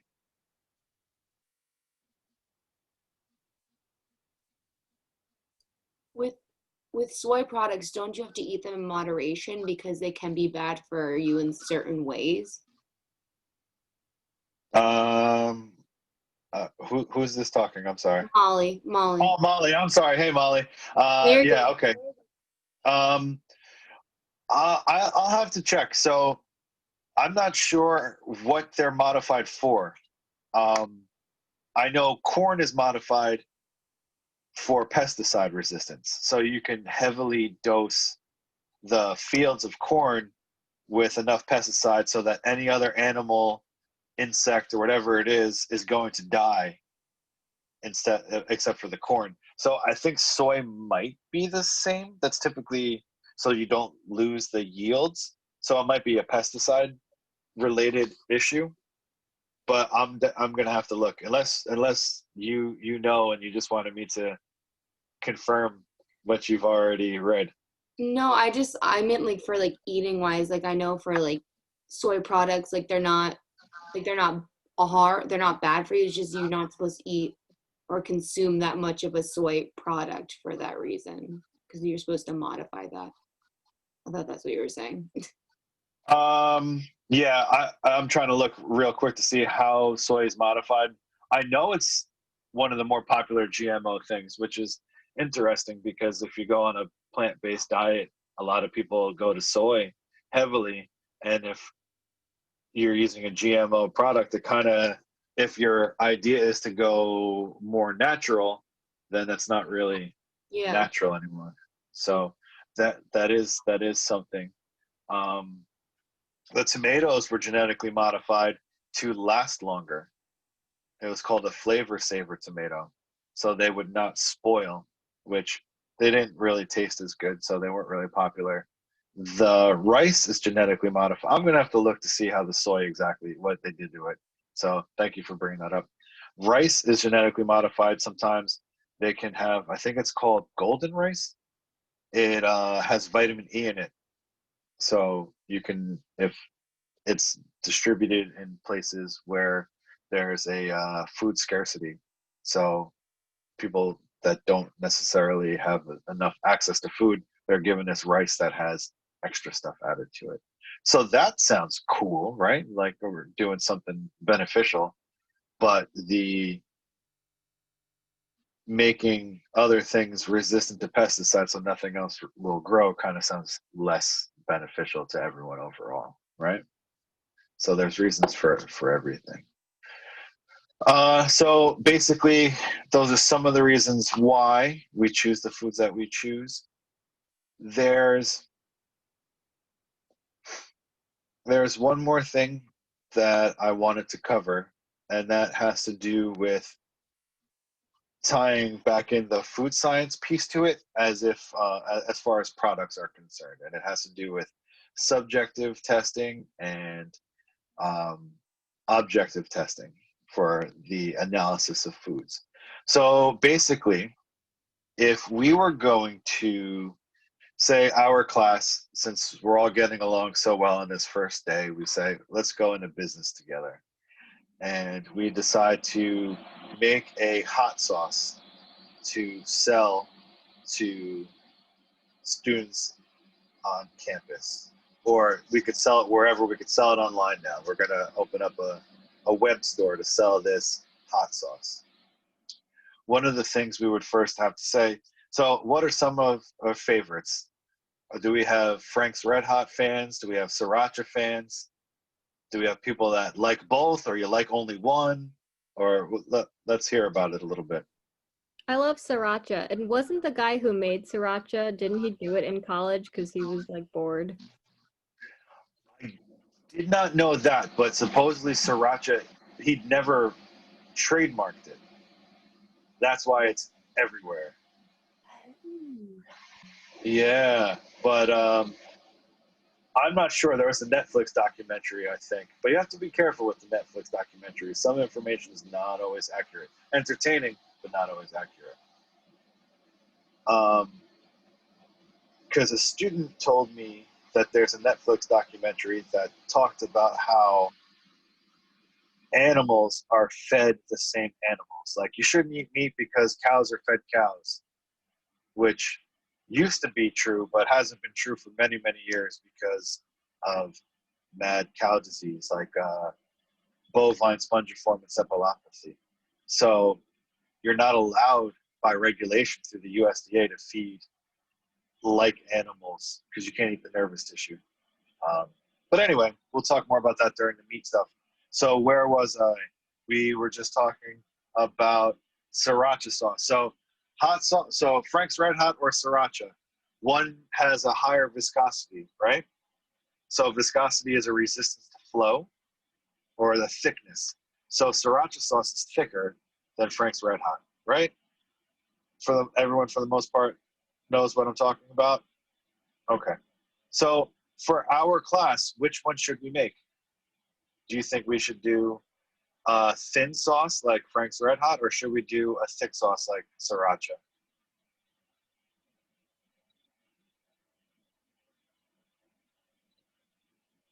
Or if you wait quietly enough, I'll just move on with the next step because talking about hot sauce isn't all that exciting. I think Sriracha. third, what's that? Sriracha. Sriracha, okay, thank you. So now that's what we think we want to make, but we need to find out what our customers want. So what we do is set up a few taste tests, some panels, and we bring people in and we show them the two samples. There's the thin one and the thicker one, the more viscous one, and people decide what they like. So we sample the population. Has anyone ever been a part of a food study before? Yeah? What was the food, Megan? I did one. I was like pretty young. I was like a kid, so I don't remember it exactly, but I did one for different types of chocolate milk. Nice. I couldn't tell you anything more, but I remember doing it. I was like maybe 5. Okay, cool. Anybody else? No? Okay. So I did one when I was a kid. I think I was in 3rd grade. So I was probably 8 years old, 7, 8 years old. It was for fruit snacks. And they were dinosaur-shaped fruit snacks. And they gave us all so now you have to realize that when I was 8 years old, I was probably a few inches shorter than I am now. My beard wasn't quite as full, but I was like a giant little kid. So I'm sitting at this table, and they give us a bag of regular fruit snacks, which were just like, they looked like almost like jelly beans, and then these dinosaur-shaped ones, and we all ate them, and they just said, here, take these. Then they asked us what we thought about them. And everyone was like, I prefer the flavor of this one to that one. I was like, who talks like that? When they got to me, I was like, I like the dinosaurs because I could stand them up on the table and they could play with each other and they look like dinosaurs. And they were like, all right, thank you for your time. And they sent me home. I think I got a $5 bond, which might be worth like $75 now. But anyway, it was a food study, so they ask your opinion. So anyway, if we were going to do that study, we would evaluate to see how many people liked which type of hot sauce. So that's called a subjective analysis or a sensory test. And I'm going to show you the PowerPoint, so I just want to explain it this way first. So you could remember the subject are the people, right? So subject, sensory, we'll start with S. It's a sensory evaluation of the subjects. It's what you like, it's a preference. Which do you prefer? In our case, it's the more viscous Sriracha or the less viscous Frank's Red Hot. Okay? And you don't know what you don't know the brand names. All you can see is the viscosity, the thickness of it. So if we find out that through our studies, we find out that the 100 people we tested prefer the less viscous Frank's Red Hot style hot sauce. So if we find out that 100 people we tested that we're going to be selling the product to prefer it to be thin, and we want to make money, we're going to make it thin, right? Even though we might like Sriracha better, or it might taste better, even though the taste isn't related, we might think it feels better in your mouth, has a better mouthfeel. But the people speak, and the people are the ones that vote with their dollars, and we want dollars. So we're going to make a thin one. What we need to do then is figure out the precise viscosity for the sauce. How thin is it? And once we can quantify that, so now we're using machines to measure the viscosity, to quantify that, to get a number, so that every time we make the sauce, we can test it against this main recipe to make sure it's the same viscosity all the time, everywhere it is. Sounds like a lot of work, right? But that's where the food scientists come in, where the objective analysis. So think of the machines as the objects that are running the analysis, and they give you quantitative data, actual numbers that you can quantify to make sure that it's repeatable. An example of where this kind of went wrong, another tale from my childhood, is does anyone remember, I think they're called SIPs, like SSIPS? They're juice boxes and things like that, lemonades. Okay, I don't know if they're still around, but I think I had the fruit punch one. They used to come in a 9-pack, like there was 3 rows of 3 just like shrink wrapped together like a big brick. And I think we had fruit punch, but I, jabbed the straw into the top, started drinking, and it didn't taste right. So as a kid, I had, the appropriate kid response to just spit it out all over the floor. And it was brown. So what it probably was iced tea was probably run before the fruit punch, so it kind of mixed together. But the color threw me off. The flavor was wrong. So that's why companies need to spend this extra time and effort to make sure that the product is the right color, consistency, flavor, all those things every single time.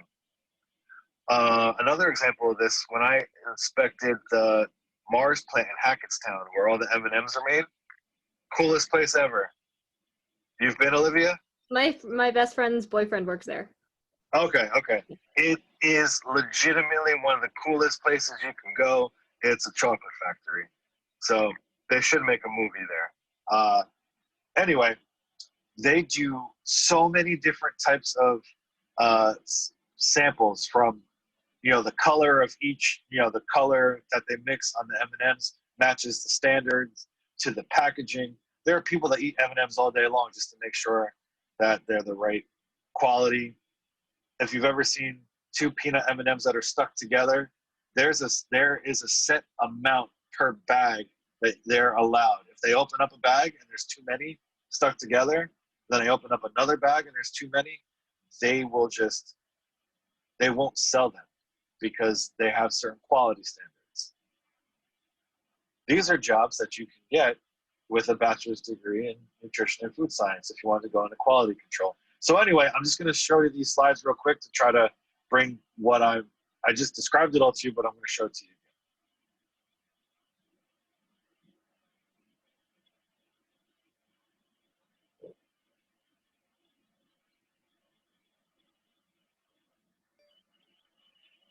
So here we are.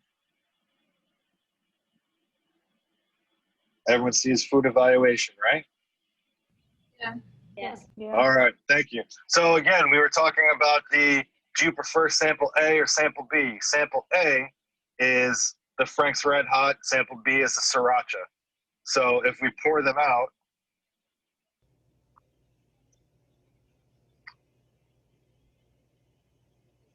see how the sample A just spreads out and sample B doesn't really go as far. And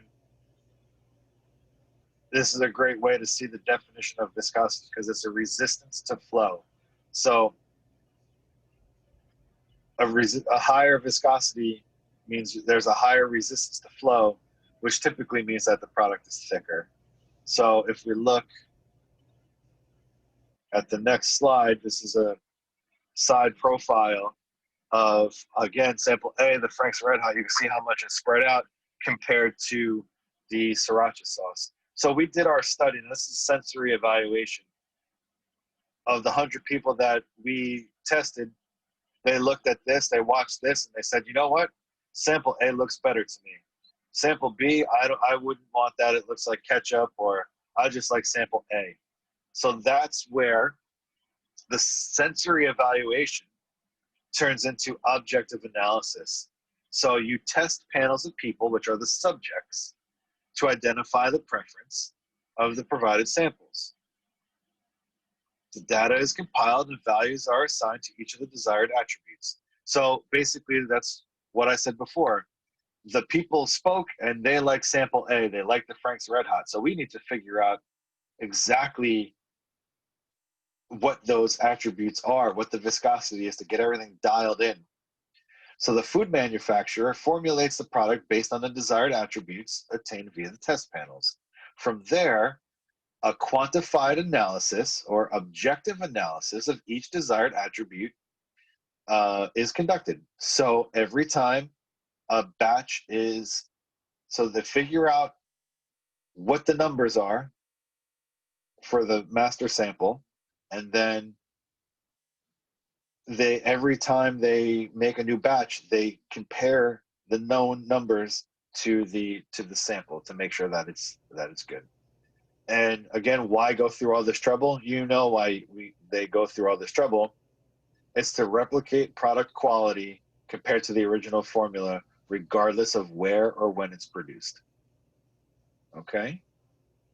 Again, this is something that, being that we spent so much time talking about it, you're probably going to want to know what these concepts are. So know that sensory evaluation involves the subjects, and the subjects are people, and you're evaluating preferences. And then once you have that information, it goes into objective analysis, where manufacturers are using objects like viscosity meters to assess quantitative data, actual numbers, and you compare each batch back to those numbers. And that's basic quality control.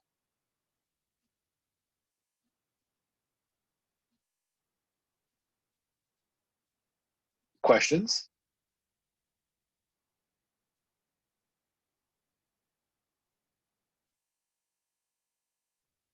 So I mentioned also that I'm going to have the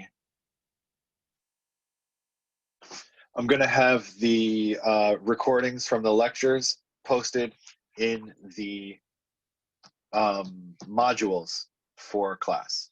So basically, it takes a little bit of time for Zoom to upload it to the cloud, and I think they also do the closed captioning if you wanted to do that. So it takes a little bit of time to get all that set up. So after a while, I'm going to post it there. So it's not going to be available immediately, but you know, in the next few days or next week, everything from today will be available for you to review, and it's going to be in the module for today. Does anybody have any questions? So what are the things? There are two things that you need to think about for next week. Who remembers, or I'm sorry, not for next week, for next class meeting, which is the 14th. Does anyone remember what they are? The product syllabus thing. Oh, I'm sorry. What? All right. Wait, what? The product choice and then the syllabus quiz thing. Yes, the product choice and syllabus quiz. So just think about the products. And then I think there are a few people that never actually, I'm just gonna, we'll worry about that next time. Those of you that didn't turn your cameras on at all, next time, make sure you do, because otherwise I have no way to take attendance. Those of you that had them on and turned them off and turned them, whatever, there's only like maybe 3 people that don't have them on at all. But anyway,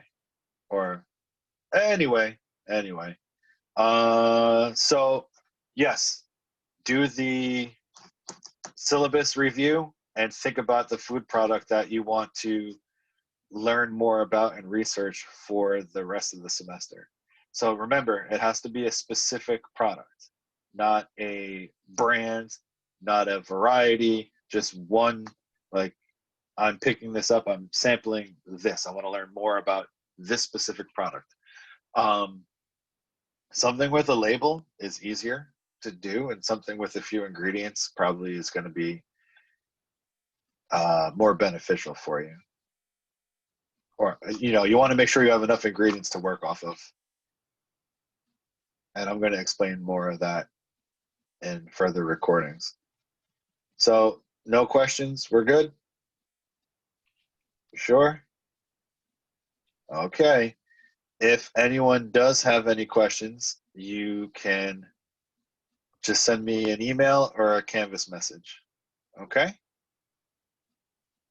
All right, everybody. Have a good night.